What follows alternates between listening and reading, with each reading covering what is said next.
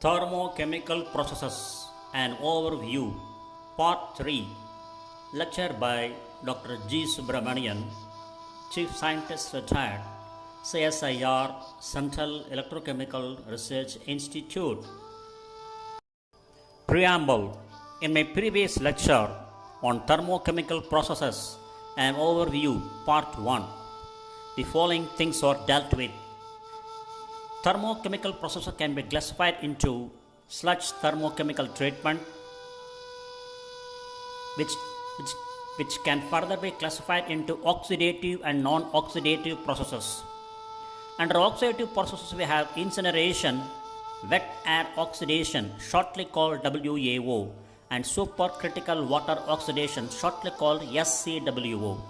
Under non-oxidative processes, we have gasification, that is partial oxidation, hydrothermal processes such as hydrothermal carbonization, hydrothermal liquefaction, and hydrothermal gasification.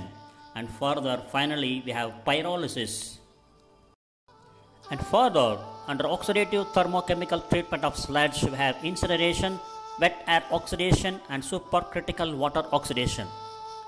So under the incineration of sludge, Autotech Sustainable Sewage Sludge Incineration Plant for Canton of Zurich, the largest and most advanced incineration plant in Switzerland, completed in 2015 with an annual capacity of 1,100 tons, complies strict environmental standards set by European Union compliances.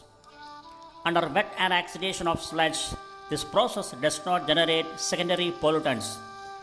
Example, Zimpro process from Siemens and TOP process technology from company 3V Green Eagle. And finally, supercritical water oxidation of sludge. Supercritical refers to the state of water within a specific region of pressure is greater than 218 bar and temperature greater than 374 degrees centigrade. States of water as a function of temperature and pressure. Under this we have triple point, critical point, and supercritical fluid. Example, supercritical water oxidation process for sewage sludge treatment using aquaketox technology. And further, and subsequent lecture on thermochemical processes and overview part 2, we have dealt with pyrolysis, an example of a non-oxidative thermochemical treatment. Pyrolysis process for sewage sludge is the Eisenman pyrobuster, demonstrating thermal treatment of sewage sludge. Then how pyrolysis works?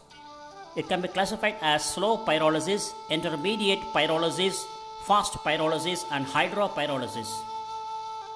A standard design for a pyrolysis process comprises a reactor, a cyclone for separation of the particulate solids from flue gas stream, and a condenser to retain the liquid bio-oil fraction. The gases generated by pyrolysis reaction are either condensed to form the bio-oil fraction, or if not condensable, either collected for export or used to heat the reactor. There is increasing interest in the use of microwave heating as an alternative to conventional heating methods. In this present lecture, we are going to deal with gasification in detail. So under this, we have sludge treatment through gasification process. How gasification works? Gasification is an extension of the pyrolysis process for thermochemical treatment of sludge, with the conversion taking place in a partial reducing atmosphere at high temperatures than those used for pyrolysis. Whereas pyrolysis gives multiple products, some which are liquid and form a bio-oil, gasification aims to completely convert the carbonaceous content to a solid ash and a clean combustible gas product for use locally. Gasification represents the final stage of a multi-stage process taking place over the length of gasification reactor. At the gasifier entrance, within a temperature range of 70 to 200 degrees centigrade, The sludge is dried. The dried material then undergoes pyrolysis, otherwise thermal degradation at 350 to 500 degrees centigrade. Under these conditions, char, fly ash, water vapors, and a mixture of condensable high molecular weight organic compounds and non-condensable gases are formed. The final gasification step, in which the pyrolysis products are converted to the desired combustible gas, demands a high temperature. The heat required for this comes from partial oxidation reactions such as carbon oxidation to carbon monoxide and carbon dioxide. These reactions are highly exothermic, raising the temperature to up to 1100 degrees centigrade. Capital and operating costs for gasification are similar to those for pyrolysis, such that principal difference between the two processes lies in the product value. The fact that gasification produces a single clean product can make it more attractive than pyrolysis for insulation and a wastewater treatment works, since the gas is easier to reuse directly than is a combination of gas and oil. The restriction on the product to local use is not usually problematic, provided gas-fed combined heat powder, in short they call CHP engines, are located on site. That is, gas combined heat powder engines are located on site. This is the pictorial depiction of a reactor, counter-current gasifier reactor, showing 4 regions, that is 4 steps of organics conversion. From the top you can add sludge. From the bottom you pass through air. So the first stage from top to bottom is drying. Next one is pyrolysis. Next one is reduction. And the bottom we have oxidation. So from the top you can see, top sideways, right hand side you can see syn gas is liberated. So this is a pictorial depiction of how 4 stages of reactions are going in a counter current gasifier reactor.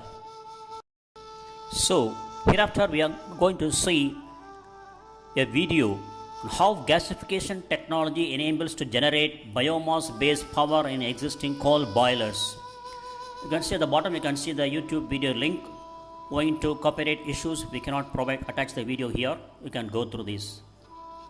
So the following 14 images, slides, throw more light on the video how gasification technology enables to generate biomass based power in existing coal boilers. While reducing emissions, utilization of biomass provides an opportunity for cost efficient and competitive electricity and heat production. So this is the pictorial depiction of screening, how screening is done. The arriving biomass is screened, going through crusher, screen, magnetic separator and dust removal. So after screening, it is sampling. Sampling has been done through crusher, sampling and laboratory samples. And the biomass is sampled before storaging for gasification process. So this is a pictorial depiction of how the biomass is after screening and sampling, you can see, before feeding into gasification reactor, before drying all these things. Before gasification, the biomass is dried in a wire belt dryer. This is a pictorial view of how the biomass is being dried using a dryer, conveyor dryer belt. Drying provides an opportunity to utilize diverse biomasses flexibly. So after drying, the biomass is transferred to the gasifier. This is a pictorial depiction of how the dried biomass is fed into CFB gasifier, that is circulating fluidized bed gasifier. Silica sand or limestone is used as a bed material. So this is a pictorial depiction of the circulating fluidized bed gasifier, CFP gasifier. In the CFP gasifier, the bed material is efficiently mixed with air and fuel. They flow through the reactor to the cyclone, in which solids are separated from the product gas. Here you can see pictorially depicted how the biomass on oxidation reaction with oxygen or with water getting converted into carbon monoxide, producing carbon dioxide, water, hydrogen, methane and other hydrocarbons. Further, tar, charred material and ash, and hydrogen cyanide, ammonia, hydrogen chloride, hydrogen sulfide, H2S, and other sulfur gases. So this is a pictorial depiction of how the product gas is fed into the boiler for combustion. So here you can see how gasification process can be adjoined to an existing coal-fired power plant. So this image of the video depicts, throw more light, that the main elements of boiler conversion involve product gas channels, new burners, new air blowers and air channels, as well as additional steel structures, service platforms, etc. This is a picturesque view of Vasculovodon Weimar gasification project with a capacity of 140 megawatt biomass gasification plant, startup during December 2012. So this shows that gasification provides a reliable way to produce renewable energy at relatively low investment costs.